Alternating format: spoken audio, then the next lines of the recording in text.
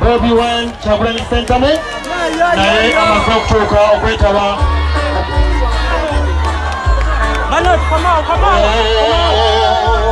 yongeza mudigido okujjako bannamawulire abalala mumwe musigale mu bifo byammwe.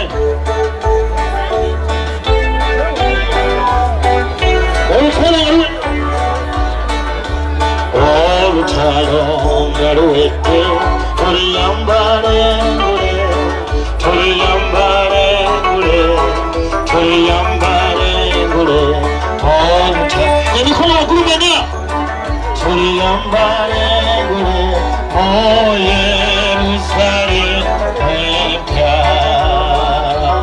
olutalo nga luwedde tuliyambale tuliyambale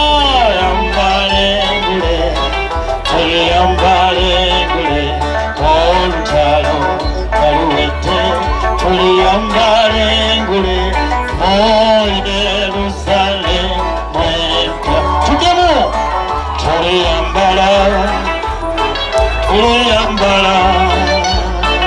engule zibasa basa aleluya olutalo kaluwedde tuliyambale ngule mo Yerusalemu.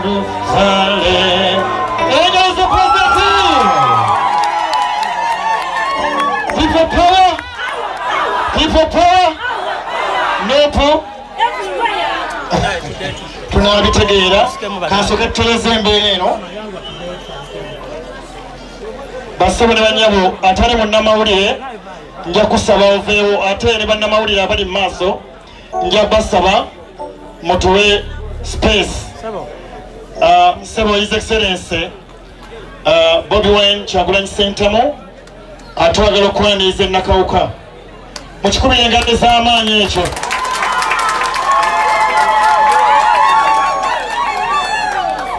Nja kusaba omwana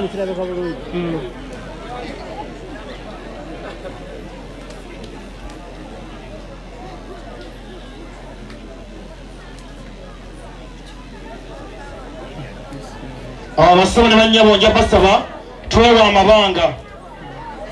amabanga ate ne sanitayiza mu mukozese olw'okuwa omukolo gwa omulongo babirye ekitiibwa.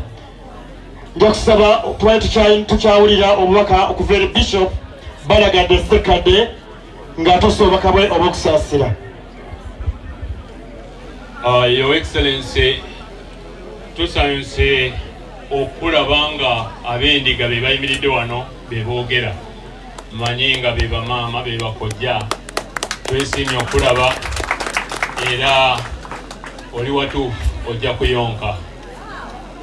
Mbadde mbategeeza Bishop Balagadde Ssekadde asaaliddwa nnyo obutaziika muwala we Babirye Eres, naye asaasidde abooluganda ne baganda be n'abaana mwenna kitalo nnyo. Naye ate mu ngeri endala twebaza Katonda Babirye atutte obulamu bwe mu bujjuvu ate era akoze ekirabikako. Abe Boston manyi nti kati tu streaming live Boston family, Mukama yeebale nti muli mu kuziika live, mwebalire ddala ndiga Boston family, UK family ab'endiga mwebale byonna bye mukoze. Definitely ne people power babeebazizza dda. Kimu kyokka kye njogera ku Babirye, abadde omuntu kye baayogedde dda asalawo ekikye kyayagala n'atambula nakyo. Abantu bangi tuli mu kunyigirizibwa naye nga tuli kasita nkyafuna wenteeka omutwe. Babirye ekyo si kyabadde, ekimuluma ng'akijjayo. Ffe tugenda ne twebaka nga tunyigirizibwa, ekyakabi mu kunyigirizibwa nga weebase ogenda okuzuukuka ng'ate wafudde. Kale n'osingako eyayogedde, Babirye abadde ayogera era abaddewo obulamu bwe mu bujjuvu. Abavubuka, abato, abakulu n'abakadde mwogere ekibanyigiriza Katonda ajja kutembeera ku Yesu Kristo Mukama waffe. Njagala nnyo okwebaza abaliga bassebo ne bennyabo Sebo His Excellency the President of Ghetto, ate the President of Uganda, ate the President of everything. Mumuweereza amaanyi. Ezo ngalo z'owulira zikwaniriza His Excellency Bobi Wine Kyagulanyi Ssentamu omwana w'embogo ffe tukutte omumuli. Sebo His Excellency nzikiriza nkwanjulire Vice President naye yatuuse dda Muhammad Sekirinya ow'Ekawempe naye waaliwa. Ate era Sebo nzikiriza era nkwanjulire owa defense naye waali wano Edi Mutwe defense ekola Edi Mutwe bawubyeko abantu bano kulabe. Ate era nzikiriza nkwanjulire jjajja DP Sitoko jjajja Nopu azze mbigere bya Mulongo waali nnyo, jjajja Namuli Francis waali nnyo. Nzikiriza nkwanjulire Honorable Member of Parliament ow'e Busiro eno akwaniriza Matovu Charles akuliraanyaawo abo ndaba honorable in making. Ate nzikiriza nsembyeyo owaffe ow'e Lubaga Honorable Mukasa Aloysius ow'e Lubaga naye waali. Ate nzikiriza neebaze omukyala Eugenia Nassolo naye yabaddewo wano ate nga naye wa People Power naye mumwengalo ez'amaanyi kubanga People Power ffenna etuzingiramu. Ate nzikiriza abebyamawulire nyaniriza omusumba waffe Reverend His Excellency Amulabe naye waali wano agenda tukulembera mu kusinza kuno okw'okusiibula muna People Power jjajja omulongo babiri. Nzikiriza Ssebo mutabani w'omugenzi ayitekawo muwe ekikonde ekyaffe ekya People Power yitakuwa yita taata omukulembeze eggwanga lino eya People Power akuwadde ebikonde bibiri. Oyo ye mwana waffe omugenzi gwatulekedde era nja kumusaba essaawa eno yennyini ajja atusse obubaka bwe obw'okusaasira n'obw'okwebaza erimu abazze omuziikirako maama.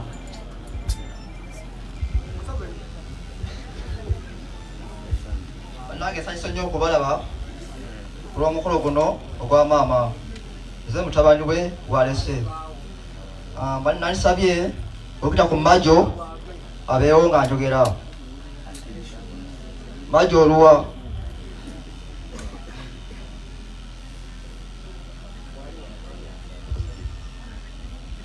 so okwebaza Katonda olw'abantu mwenna abadde maama wange obujjajja bwe mumuwadde. Nebaza Katonda obulamu bwabuyisizaamu otuusa waatuuse. Nebaza nnyo Katonda lwammwe nammwe mwenna nembeebaza nnyo ddala. Bange bikomyawo.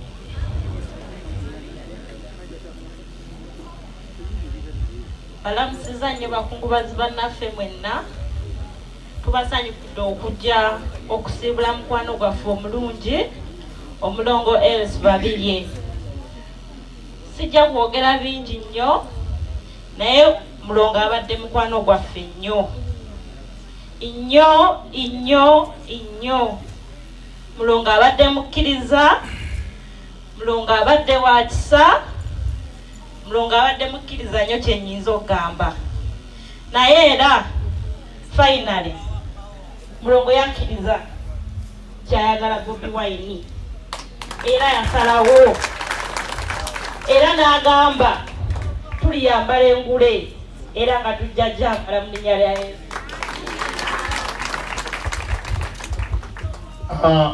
Ffe mu gavumenti eno omwana bamuwa wali kumpi ne pulezidenti mumutere wakatebe awo atule ne pulezidenti we Aloysius MP w'e Busiro Sendaka eri omwana atulekaawo ebifaanyi bimukwate bulungi ye mwana wa jjajja eri bwe babeera mu bali abalala baba bamutaddeawo ne nnamwandu ne kati omwana bwe tulina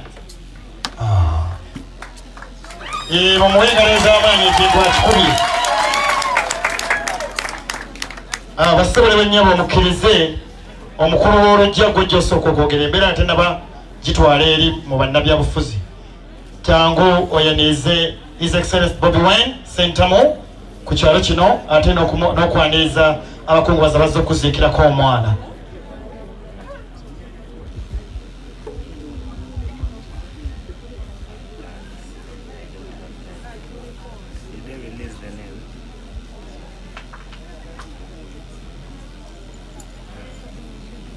Bannange nyimiridde wano mwenna abakungubazi, amannya gange Ssessanga era nze mukulu w'oluggya luno era muzadde w'omugenzi omulongo Babirye Eres.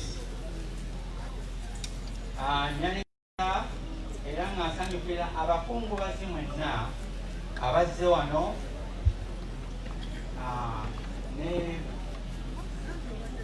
n'oweekitiibwa Bobi Wine omwawule waffe ajja okuba nga atulyowa mu kigambo kya Katonda, ne mwenna abaliraanwa ab'emikwano n'eŋŋanda zaffe mwenna.